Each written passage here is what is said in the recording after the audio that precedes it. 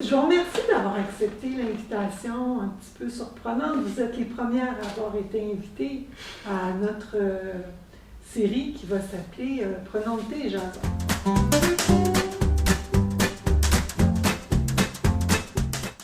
L'idée derrière ça, c'est d'apprendre à se connaître, c'est de faire plus connaissance des résidents qui sont à l'AMEC, à la Maison des étudiants canadiens, et en savoir un peu plus sur vous.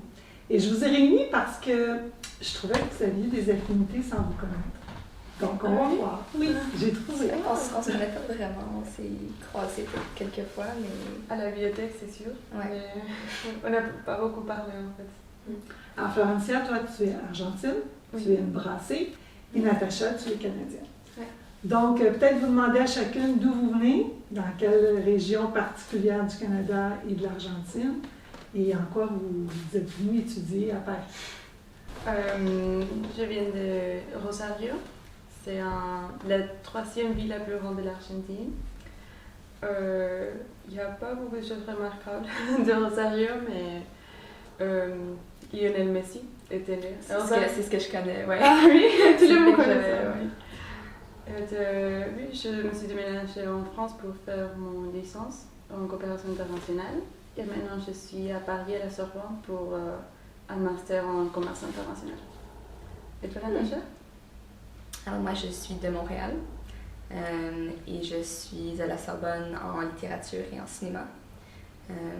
Je fais mon stage en cinéma et un mémoire de recherche en littérature sur la littérature argentine, en fait. Ah, ouais. La littérature, c'est la littérature testimoniale au féminin en France et en Argentine. Donc, une résistante française qui a survécu un camp de concentration. Puis je le compare à un livre qui s'appelle La Escuelita de Alicia Partnoy, qui est une femme qui a survécu un centre de détention clandestin. Puis j'étudie la réception de ces deux œuvres dans leur contexte respectif, puis comment ils ont été réappropriés. Je pensais que je voulais faire le commerce, mais maintenant que j'ai déjà fait un semestre, je me suis rendu compte que en fait, je n'aime pas beaucoup. Donc, j'envisage pour l'année prochaine de me changer de master et de revenir sur relations internationales. On verra qu'est-ce qui se passe.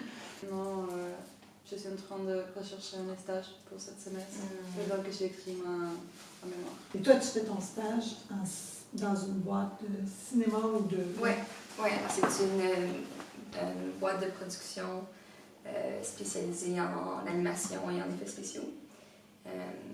En vidéoclip, en long métrage, en publicité, jeux vidéo. C'est vraiment plusieurs différents médias, mais là, qu'est-ce que tu fais? Je suis en production.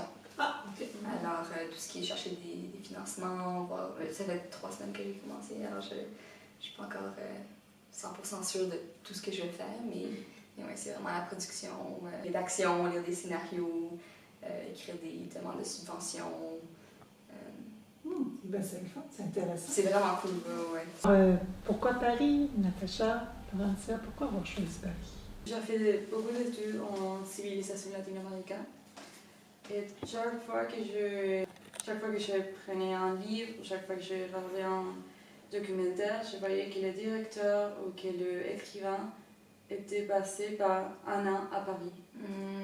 Tous les artistes latino-américains sont passés par Paris. J'ai dit, ok, moi aussi, je vais passer par Paris. J'ai toujours voulu... je suis allée à Paris comme une fois quand j'avais 18 ans, je pense, pour un projet de théâtre. Puis j'ai encore souvenir de cette soirée où j'étais avec mes amis et on a marché dans Paris pendant la nuit. On s'est parlé de Pont des Arts, c'est juste comme la parfaite nuit. Comme dans le film Midnight in Paris, c'est juste comme tout. Tu te promènes dans le quartier latin avec le emoji avec les cœurs dans les yeux, juste waouh, c'est tellement la plus belle ville au monde. Alors, qu'est-ce que t'aimes de la Mecque?